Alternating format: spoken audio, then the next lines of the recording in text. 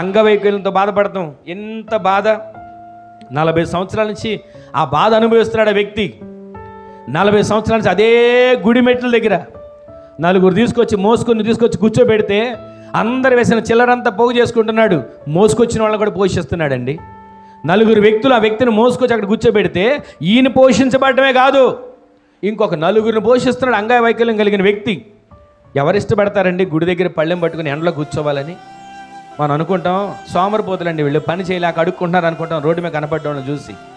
సోమరిపోతులని కాదు, కొన్ని పరిస్థితులు అలా నడిపేస్తాయి. ఈ రోజున ఎవరికి ఇష్టం ఉంటుంది పళ్ళెం పట్టుకుని గుడి దగ్గర చిల్లర కోసం అడుగుతూ కూర్చోవాలని? ఆ వ్యక్తి ఎన్ని సంవత్సరాలు ఉన్నాడో యేసుక్రీస్తు ప్రభుల వారు అతన్ని జ్ఞాపకం చేసుకున్నాడు.